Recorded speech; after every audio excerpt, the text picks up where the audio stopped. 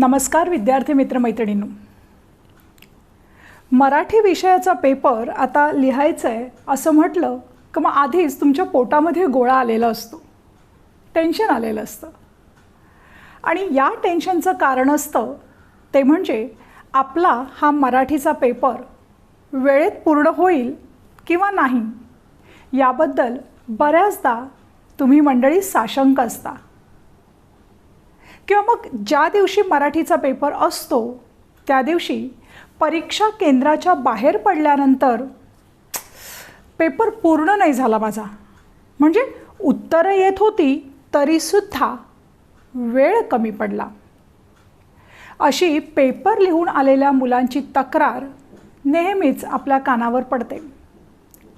आणि म्हणूनच हा मराठीचा पेपर पूर्ण होण्यासाठी हा पेपर लिहित असताना वेळेचं नियोजन नेमकं कसं करायचं, म्हणजे कोणत्या विभागाला किती वेळ द्यायचा, त्या विभागातल्या कोणत्या घटकाला किती वेळ द्यायचा, या सगळ्या गोष्टींविषयी सविस्तर चर्चा मी आजच्या या भागामध्ये करणार आहे.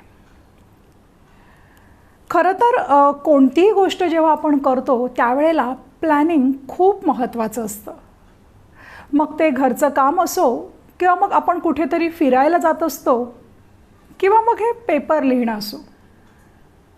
प्लॅनिंग असेल तर कोणतंही काम आपल्याला अगदी चोखपणे निभावता येतं, पूर्ण करता येतं. अगदी तुमच्या परिचयाचं आपण एक उदाहरण घेऊया. म्हणजे एखाद दिवशी तुमच्या मित्राचा किंवा मैत्रिणीचा वाढदिवस असतो आणि मग तुम्ही सर्व मित्रमंडळी मिळून या वाढदिवसाचं छान प्लॅनिंग करता. म्हणजे काय करता तर केक कुणी आणायचा, ग्रीटिंग कुणी बनवायचं आणि त्या फ्रेंडला सरप्राईज गिफ्ट काय द्यायचं, हे सगळं प्लॅनिंग तुम्ही केलेलं असतं. आणि अगदी तसंच प्लॅनिंग हा मराठीचा पेपर लिहिताना करणं गरजेचं आहे.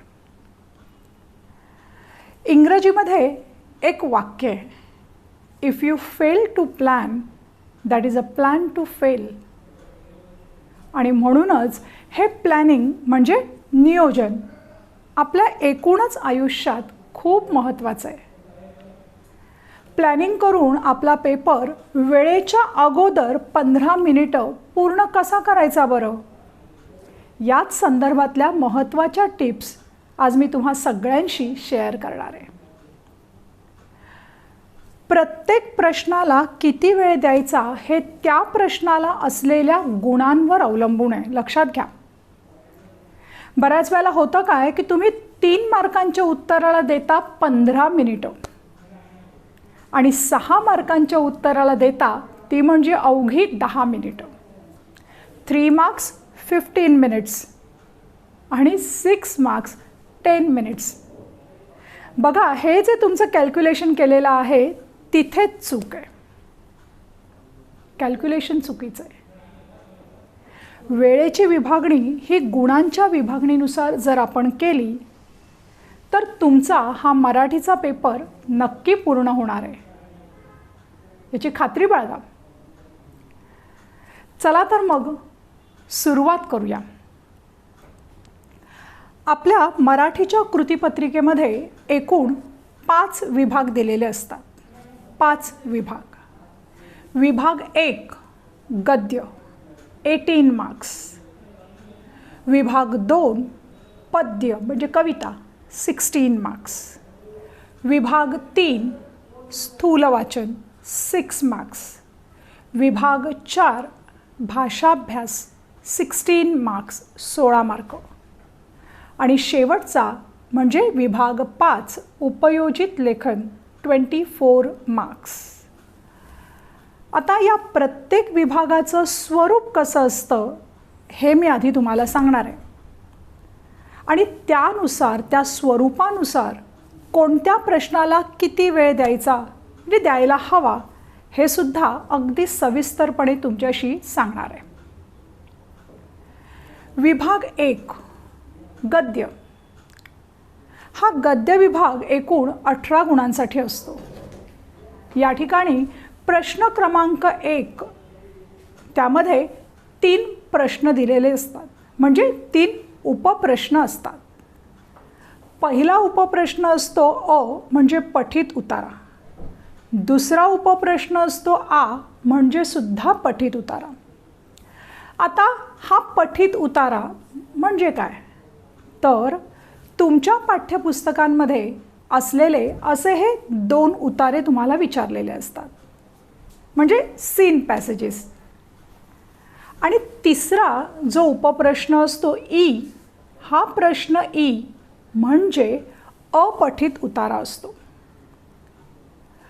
अपठित उतारा म्हणजे हा असा उतारा असतो जो तुमच्या पाठ्यपुस्तकामध्ये नसतो.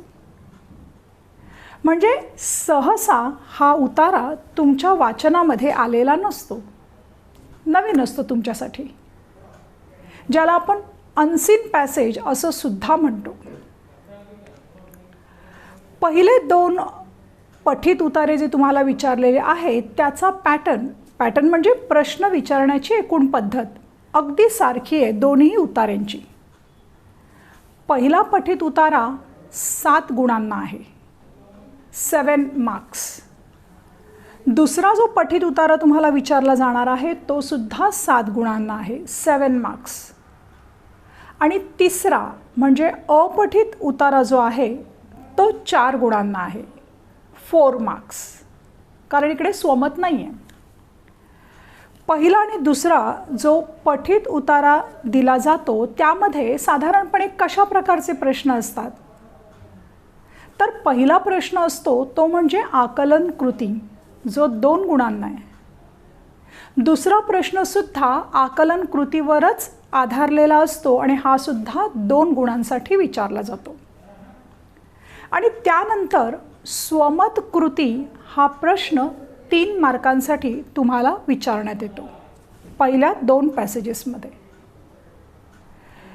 इथे एक महत्त्वाची गोष्ट सगळ्यांनी लक्षात ठेवायची आहे, ती म्हणजे आकलन कृतीवर आधारलेले सगळेच्या सगळे गुण तुम्हाला अगदी सहज पद्धतीने मिळू शकतात जर तुम्ही तो उतारा व्यवस्थितपणे अगदी शांतपणे वाचलेला असेल तर. आकलनासाठी विचारलेल्या सर्व प्रश्नांची उत्तरं त्या दिलेल्या परिच्छेदामध्येच असतात. आता आकलन म्हणजे काय, तर समजून घेणं, उमजून घेणं आणि त्यानुसार लिहिणं. खरं तर आपल्या पाठ्यपुस्तकामध्ये जे पाठ दिलेले आहेत ते ऑलरेडी आपण वाचलेले असतात, म्हणजे त्यांचा आशय किंवा त्या पाठांमध्ये मांडलेला विचार आपल्याला माहीत असतो. आणि त्यामुळे परीक्षेच्या वेळेला नुसती एक नजर टाकली तरीसुद्धा आपल्याला तो दिलेला उतारा चटकन कळतो, समजतो. आकलनाचे प्रश्न म्हणजे पहिल्या पठित उतार्यामधले आकलनाचे एकूण 4 गुण, 4 मार्क्स. दुसऱ्या पठित उतार्यामधले आकलनाचे पुन्हा 4 गुण, 4 मार्क्स. आणि तिसऱ्या अपठित उतार्यामधले विचारले जाणारे आकलनाचे 4 गुण, 4 मार्क्स. 4 + 4 + 4 = 12. म्हणजेच आकलनाचे हे एकूण 12 गुण जे असतात, 12 मार्क्स, ते तुम्हाला अगदी सहज मिळू शकतात. प्रश्न क्रमांक 1 मध्ये परिच्छेदावर आधारित पठित किंवा अपठित जेव्हा तुम्ही करताय त्यावेळेला आधी विचारलेले प्रश्न म्हणजे त्या परिच्छेदाखाली दिलेले प्रश्न नीट वाचून घ्या. आणि मग त्यानंतर दिलेला जो उतारा आहे तो वाचायला सुरुवात करा. आणि हा उतारा अगदी शांतपणे वाचायचा आहे. परिच्छेदाखाली दिलेले प्रश्न जर आपण आधी वाचलेले असतील तर मग उतारा वाचायला सुरुवात केल्यानंतर अगदी लगेचच आपल्याला त्या विचारलेल्या प्रश्नांची उत्तरं मिळत जातात. आणि होतं काय, तर पर्यायाने त्या प्रश्नाला आपल्याला कमी वेळ लागतो. पहिल्या पठित उतार्यामध्ये आणि दुसऱ्या पठित उतार्यामध्ये अर्थात स्वमत कृती दिलेली असते 2च उतार्यांमध्ये, जी 3 मार्कांना असते. या ठिकाणी स्वमतामध्ये प्रश्न नीट समजून बोलीभाषेमध्ये त्याचं उत्तर लिहिणं अपेक्षित आहे. आशयानुरूप विचारांची मांडणी आपल्याला करता यायला हवी. आपल्या आजूबाजूला घडणाऱ्या गोष्टींचं आपण केलेलं निरीक्षण, अवलोकन आणि एकूणच आपलं असलेलं अवांतर वाचन स्वमत लिहिताना खूप महत्त्वाचं ठरतं. स्वमताची सुरुवात आणि शेवट हा अत्यंत प्रभावी असायला हवा. भाषाशैली सहज आणि अगदी ओघवती असायला हवी. आणि या संदर्भात मी स्वमत या विषयाचा एक स्वतंत्र व्हिडिओ तयार केलेला आहे, ज्याची लिंक मी खाली डिस्क्रिप्शन बॉक्समध्ये दिलेली आहे. ती तुम्ही बघू शकता. आणि हा व्हिडिओ जर तुम्ही बघितलात तर हे उत्तर तुम्हाला नेमकं कसं लिहायचं आहे याचा अंदाज येईल.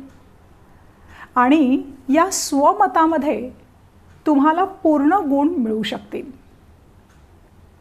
या स्वमताच्या उत्तरामध्ये स्वतःचं मत, स्वतःचा विचार, स्वतःच्या भावना आणि लेखकांनी व्यक्त केलेल्या विचारांबद्दल तुम्हाला स्वतःला काय वाटतंय, तुम्हाला स्वतःला काय वाटतंय ते आपल्या शब्दांमध्ये मांडणं इथे अपेक्षित आहे. आता पहिला जो गद्य विभाग आहे तो आहे एकूण 18 गुणांना, 18 मार्क्स. यापैकी पहिला पठित उतारा 7 गुणांना, 7 गुणांना. दुसरा पठित उतारा 7 गुणांना आणि तिसरा जो अपठित आहे तो आहे 4 गुणांना. मग इथे आपण वेळेचं बायफर्गेशन कसं करणार आहोत सांगते. पहिल्या पठित उतार्यामध्ये 4 आकलनाचे प्रश्न विचारले जातात आणि त्यानंतर एक आहे ते म्हणजे स्वमत. पहिल्या 1 मिनिटामध्ये आधी तुम्हाला दिलेल्या सगळ्या प्रश्नांवर नजर फिरवायची.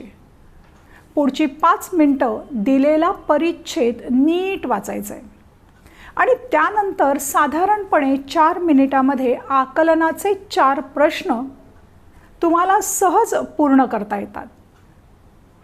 आणि त्यानंतरचा आहे तो म्हणजे स्वमताचा प्रश्न, जो तुम्हाला पुढच्या 10 मिनिटांमध्ये पूर्ण करायचा आहे. असा हा पहिला पठित उतारा तुम्हाला 20 मिनिटांमध्ये पूर्ण करायचा आहे. 20 मिनिट्स पहिला उतारा, 20 मिनिट्स. त्यानंतर दुसरा जो पठित उतारा आहे तो सुद्धा तुम्हाला अगदी अशाच पद्धतीने सोडवायचा आहे. म्हणजे पुन्हा एकदा सांगते, नीट ऐका.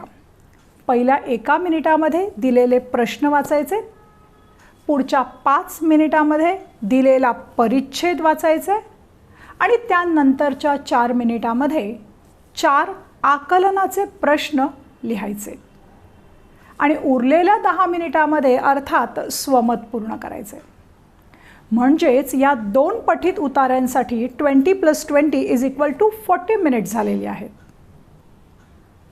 या पुढचा जो अपठित उतारा आहे तो करताना तुम्हाला पुन्हा तोच फॉर्म्युला वापरायचा आहे. म्हणजे 1 मिनिटामध्ये उतार्याखालचे प्रश्न वाचायचे, पुढच्या 5 मिनिटामध्ये परिच्छेद वाचायचा आहे आणि मग उरलेल्या 4 मिनिटामध्ये तुम्हाला आकलनाची 4 उत्तरं लिहून पूर्ण करायची. या अपठित उतार्यासाठी तुम्हाला मिळणार आहेत एकूण 10 मिनिटं, 10 मिनिट्स. हा अपठित उतारा वाचताना आणखी एका गोष्टीचं भान तुम्हाला ठेवायचं आहे की याच अपठित उतार्याचा सारांश तुम्हाला उपयोजित लेखनामध्ये करायचा आहे.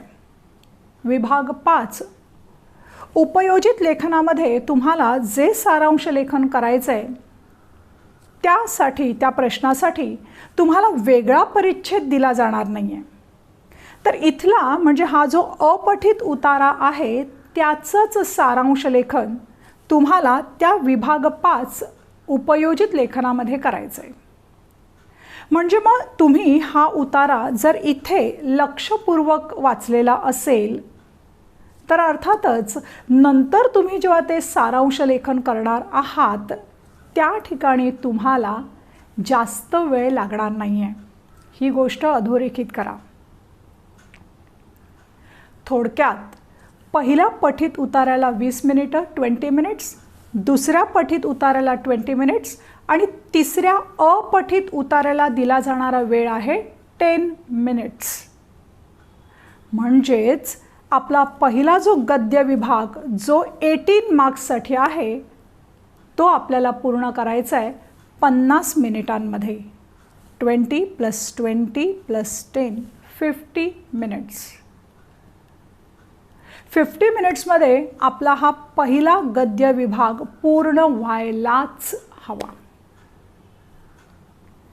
आता या पुढचा विभाग आहे तो म्हणजे पद्य, जो आहे 16 गुणांना 16 मार्क्स.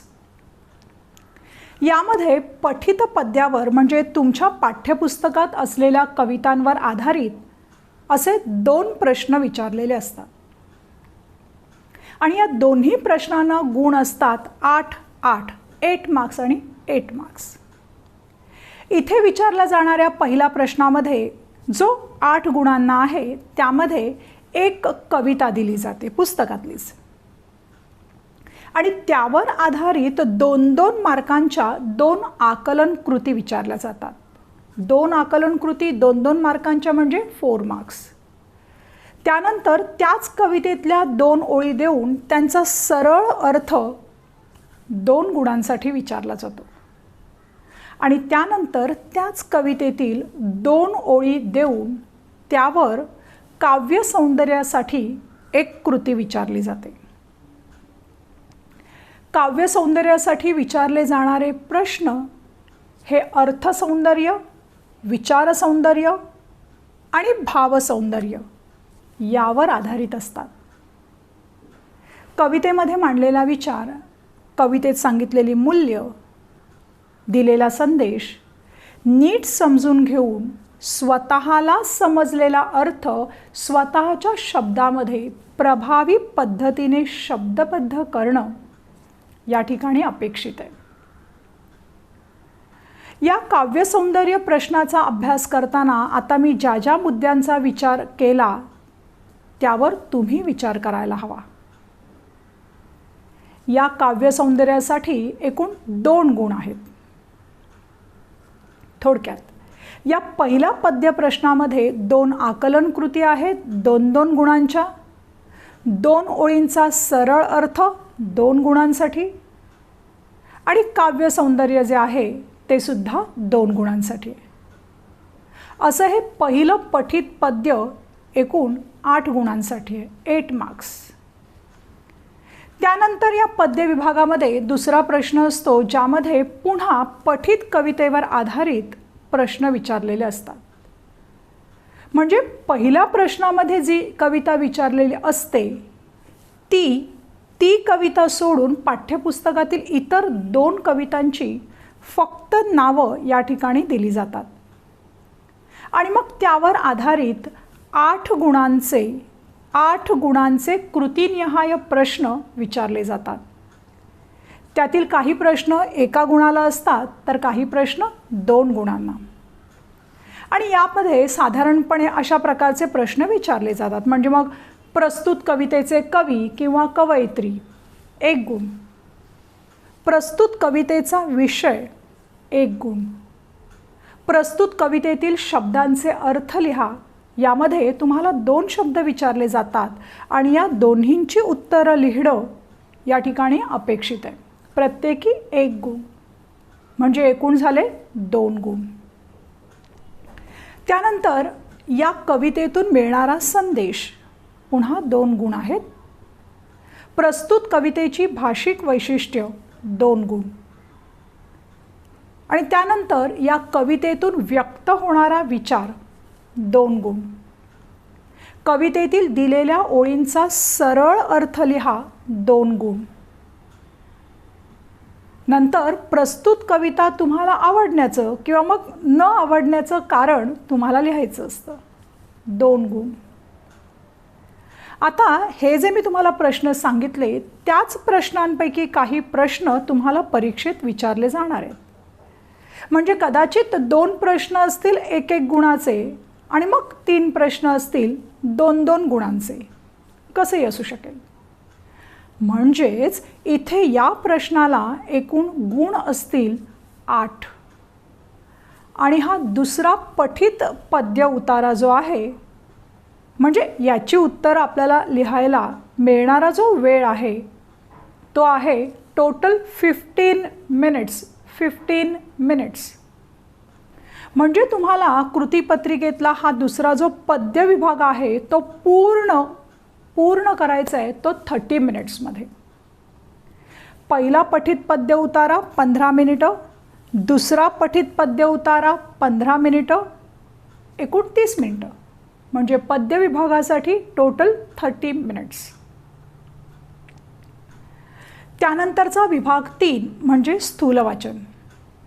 हा विभाग असतो 6 मार्कांसाठी आणि यामध्ये एकूण 3 कृती म्हणजे 3 प्रश्न तुम्हाला विचारले जातात. या 3 प्रश्नांपैकी कोणत्याही 2 प्रश्नांची उत्तरं तुम्ही लिहिणं अपेक्षित असतं. कृतीपत्रिकेमध्ये स्थूल वाचनासाठी पाठ्यांश दिला जात नाही. त्यामुळे संपूर्ण पाठ आणि त्या पाठातला आशय जो आहे तो तुम्हाला व्यवस्थित लक्षात ठेवायचा आहे. या उत्तरांमध्ये पाठातला मध्यवर्ती विचार परीक्षकाला दिसून यायला हवा. प्रत्येक प्रश्नासाठी गुण आहेत 3 आणि एकूण प्रश्न आहेत 2 म्हणजे टोटल मार्क्स आहेत 6. आणि ही 2 उत्तरं म्हणजे एक उत्तर लिहायला तुम्हाला साधारणपणे 7 मिनिटं लागणार आहेत. 7 ते 8 मिनिटं. म्हणजेच स्थूल वाचन हा प्रश्न तुम्हाला एकूण पूर्ण करायचा आहे तो म्हणजे 15 मिनिटांमध्ये 15 मिनिट्स.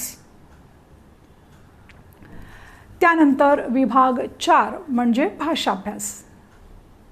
हा विभाग एकूण 16 गुणांसाठी 16 मार्क्ससाठी विचारलेला असतो आणि यामध्ये 2 प्रश्न असतात. प्रश्न अ म्हणजे व्याकरण घटकांवर आधारित कृती आणि हा जो प्रश्न आहे तो आहे 8 गुणांना, ज्यामध्ये वाक्यांचे प्रकार 2 मार्कांसाठी, वाक्य रूपांतर 2 मार्कांसाठी आणि वाक्प्रचार 4 मार्कांसाठी विचारले जातात. वाक्यांचे प्रकार, वाक्य रूपांतर आणि तिसरा वाक्प्रचार या 3ही घटकांवर मी व्हिडिओज बनवलेले आहेत. तुम्ही बघितले सुद्धा असतील. नसतील तर त्याची लिंक मी डिस्क्रिप्शन बॉक्समध्ये खाली दिलेली आहे. म्हणजेच या भाषाभ्यासमधल्या पहिल्या प्रश्नाला एकूण गुण आहेत 8 आणि हा प्रश्न लिहिण्यासाठी तुम्हाला मिळणारा वेळ आहे 8 मिनिटं. 8 मिनिट्स. म्हणजे साधारणपणे 1 मिनिटामध्ये तुम्हाला 1 प्रश्न करायचा आहे. 1 मिनिटामध्ये 1 प्रश्न म्हणजे 8 प्रश्नांची उत्तरं तुम्हाला लिहायची आहेत 8 मिनिटामध्ये आणि त्यासाठी वेळ मिळणार आहे तो म्हणजे 8 मिनिटं. 8 प्रश्न 8 मिनिटं. त्यानंतर भाषाभ्यासमधला जो पुढचा दुसरा प्रश्न आहे तो म्हणजे भाषिक घटकांवर आधारित कृती. हा प्रश्नसुद्धा 8 गुणांसाठी असतो, ज्यामधला पहिला प्रश्न हा शब्दसंपत्तीवर आधारित असतो. म्हणजे समानार्थी शब्द, विरुद्धार्थी शब्द, एकवचन, अनेकवचन किंवा मग वचन बदला किंवा वचन ओळखा. शब्दसमूहाबद्दल एक शब्द लिहा किंवा मग एखादा शब्द दिला जाईल आणि त्या शब्दातील अक्षरांपासून अर्थपूर्ण शब्द तयार करा. ह्या सगळ्यापैकी कोणत्या तरी 4 घटकांवर 1-1 गुणांच्या 4 कृती तुम्हाला विचारल्या जाणार आहेत. पुढचा प्रश्न म्हणजे लेखन नियमानुसार बदल करा. यामध्ये अचूक शब्द ओळखा किंवा लेखन नियमानुसार वाक्यातील चुकीचे शब्द ओळखून दुरुस्त करा आणि वाक्य पुन्हा लिहा. अशा प्रकारचा प्रश्न असू शकतो. आणि या प्रश्नाला एकूण 2 गुण दिले जातात. त्याच्या पुढचा तिसरा जो प्रश्न आहे तो म्हणजे विरामचिन्ह. यामध्ये योग्य विरामचिन्ह वापरा, विरामचिन्ह ओळखा आणि चुकीचं विरामचिन्ह बदला या 3 पैकी कोणत्याही 2 कृती 2 मार्कांसाठी विचारल्या जातात.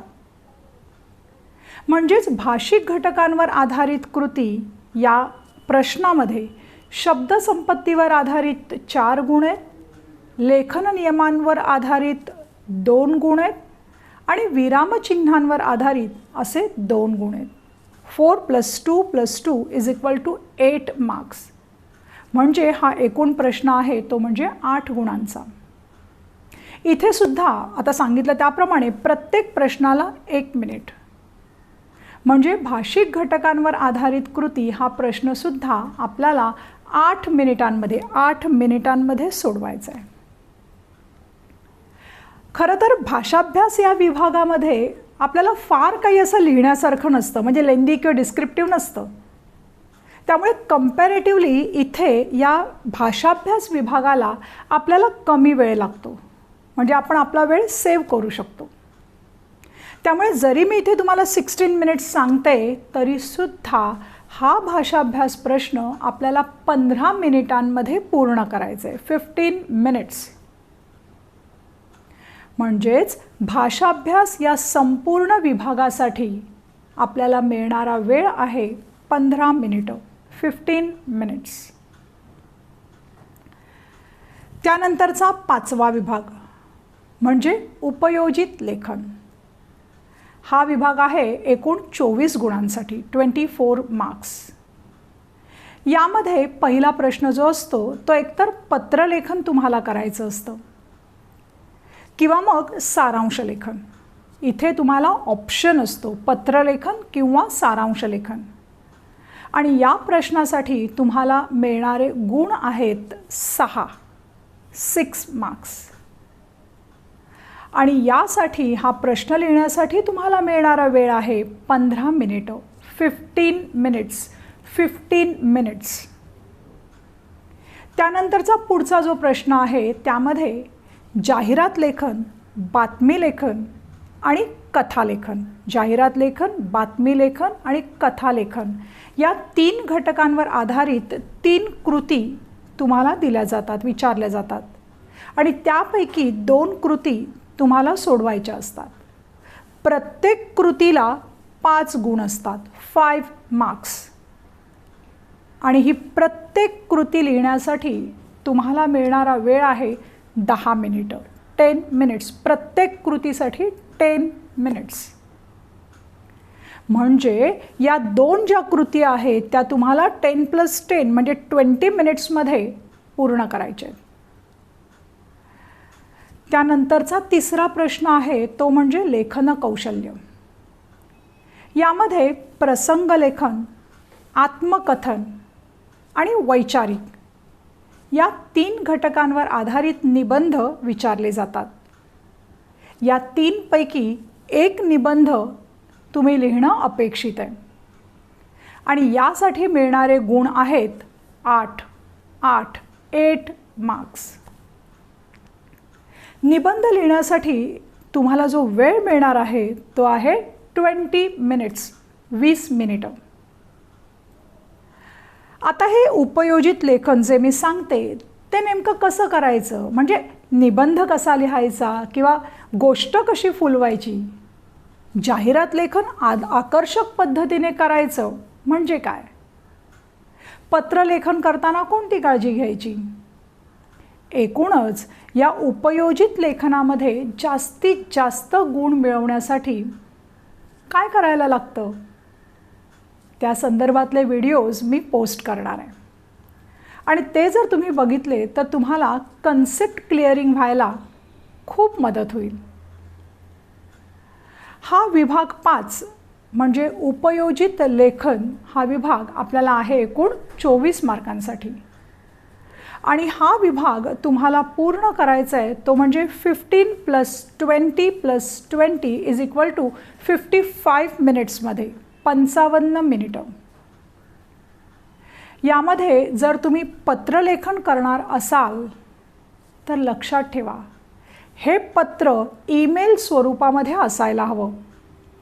महिना, दिनांक, त्यानंतर पत्राचा विषय, पत्राचा मजकूर, पत्र पाठवणाऱ्याचा पत्ता या सगळ्या मुद्द्यांचा विचार पत्रलेखन करताना व्हायला हवा.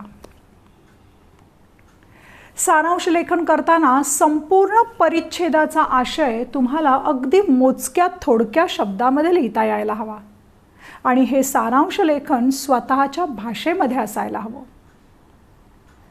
या पत्रलेखनासाठी किंवा सारांश लेखनासाठी तुम्हाला मिळणारा वेळ आहे 15 मिनिटं म्हणजे 15 मिनिट्स. त्याच्यानंतरचा जो प्रश्न आहे तो आहे जाहिरात लेखन. जाहिरात लेखन करताना शब्दांची मांडणी ही अतिशय चपखल असायला पाहिजे.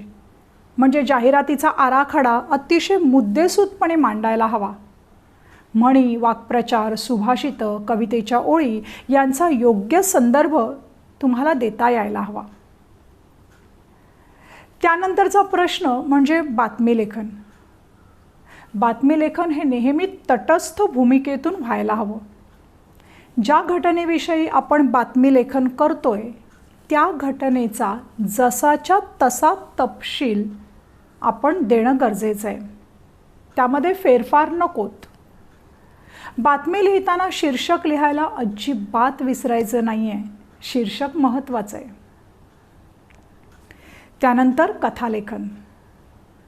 कथा लिहिताना सर्वात महत्त्वाची गोष्ट म्हणजे कथा ही नेहमी भूतकाळातच असायला हवी. कथेसाठी शीर्षक आणि तात्पर्य या दोन्ही गोष्टी मस्ट आहेत. कथेसाठी दिलेले मुद्दे विचारात घेऊनच मग आपण कथालेखनाला सुरुवात करायची. या 3 प्रश्नांपैकी 2 प्रश्न तुम्हाला परीक्षेमध्ये अटेम्प्ट करायचे आहेत. 2 प्रश्न अटेम्प्ट करायचेत याचा अर्थ प्रत्येकी 10-10 मिनिटं म्हणजे 2 प्रश्नाला तुम्हाला मिळणार आहेत एकूण 20 मिनिटं, 20 मिनिट्स. आता शेवटचं रायटिंग स्किल म्हणजे लेखन कौशल्य म्हणजे निबंध लेखन. यामध्ये प्रसंगलेखन, आत्मकथन आणि तिसरं म्हणजे वैचारिक अशा पद्धतीचे निबंध विचारले जातात. कल्पनात्मक निबंध नाही आहेत. निबंधाची सुरुवात आणि शेवट हा मार्कांच्या दृष्टीने अतिशय महत्त्वाचा असतो. निबंधाची सुरुवात एखाद्या प्रसंगाने किंवा एखाद्या संस्कृत सुभाषिताने किंवा मग कवितेच्या 2 ओळींनी, काव्यपंक्तींनी आपण करू शकतो. आणि असं केलं तर नक्कीच तो निबंध परीक्षकाच्या हृदयाचा ठाव घेतो, परिणामकारक ठरतो. आणि त्यामुळे अर्थातच आपल्याला निबंधामध्ये जर जास्तीत जास्त गुण मिळवायचे असतील तर अर्थात आता मी सांगितलेल्या सगळ्या गोष्टी, सगळ्या ज्या टिप्स आहेत त्या लक्षात ठेवून जर तुम्ही निबंध लिहिलात तर अर्थातच तो निबंध तुम्हाला जास्त मार्क मिळवून देणार आहे. या निबंधासाठी तुम्हाला मिळणारा वेळ आहे 20 मिनिटं, 20 मिनिट्स. एकूणच या सगळ्या उपयोजित लेखनासाठी आता मिळणारा वेळ आपण एकदा रिवाईज करूया. पत्रलेखन किंवा सारांश लेखन 15 मिनिट्स प्लस जाहिरात और बातमी लेखन और कथा लेखन 10+10 म्हणजे 20 मिनिट्स या प्रश्नाला, प्लस निबंध लेखन 20 मिनिट्स म्हणजे टोटल या ठिकाणी झालेले आहेत 55 मिनिट्स. आता आपण पुन्हा एकदा 5ही विभाग जे आता आपण बघितले त्यासाठी लागणारा वेळ रिवाईज करूया. पहिला विभाग गद्य 50 मिनिट्स, नीट लक्षात घ्या. दुसरा विभाग पद्य 30 मिनिट्स, 30 मिनिट्स. तिसरा विभाग स्थूल वाचन 15 मिनिट्स, 15 मिनिट्स. चौथा विभाग भाषाभ्यास 15 मिनिट्स आणि 5वा विभाग उपयोजित लेखन जे आहे ते 55 मिनिट्स. म्हणजेच इथे आपला एकूण वेळ झालेला आहे तो म्हणजे 165 मिनिटं, 165 मिनिट्स. 3 तास म्हणजे 180 minutes. 180 minutes minus 165 minutes is equal to 15 minutes. म्हणजे आपल्याकडे आता अजूनही 15 मिनिटं हातात शिल्लक आहेत. विद्यार्थी मित्र आणि मैत्रिणींनो, आता इतका वेळ मी तुम्हाला ज्या ज्या गोष्टी सांगते त्या सगळ्या गोष्टींचा सराव, प्रॅक्टिस तुम्ही करायला हवी. म्हणजे एकदा माझा व्हिडिओ ऐकायचा आणि मग झालं, सगळं समजलं, असं करून नाही चालणार. आता मी ज्या गोष्टी सांगितलेल्या आहेत त्या सगळ्या गोष्टींचा वापर तुम्ही जर पेपर लिहिताना केलात, म्हणजे डायरेक्ट बोर्डाचा पेपर लिहिताना नव्हे, तर आता तुम्ही प्रॅक्टिससाठी जे मराठीचे 5 पेपर सोडवणार आहात त्यावेळेला तुम्ही जर या सगळ्या ट्रिक्स वापरल्यात तर अर्थातच तुमचा पेपर पूर्ण होणार आहे आणि तुमच्यामधली कॉन्फिडन्स लेवल जी आहे ती सुद्धा वाढणार आहे. येस, माझा पेपर पूर्ण होतोय, हा कॉन्फिडन्स येणार आहे आणि अर्थातच बोर्डाला सुद्धा तुमचा पेपर नक्की पूर्ण होणार आहे. आता मी सांगितलेल्या सगळ्या गोष्टी, सगळ्या टिप्स तुम्ही जर रिलिजियसली फॉलो केलात तर मित्रांनो, यश तुमचंच आहे. त्या भरपूर अभ्यास करा, भरपूर मेहनत करा आणि महत्त्वाची गोष्ट म्हणजे कष्ट करा, म्हणजे मग भरपूर यश संपादन करता येईल. जेवढे कष्ट तेवढंच यश, हा यशाचा साधा, सोपा आणि सरळ फॉर्म्युला. त्यामुळे सज्ज व्हा आणि तयारीला लागा, यश तुमचंच आहे. विद्यार्थी मित्रमैत्रिणींनो, माझे हे विषय आणि एकूणच माझे हे व्हिडिओज जर तुम्हाला आवडत असतील, ऐकावेसे वाटत असतील तर नक्की लाईक करा, सबस्क्राईब करा आणि शेअर करायला मात्र अजिबात विसरू नका. पुन्हा भेटूया अशाच एका नवीन विषयासह. तोपर्यंत धन्यवाद.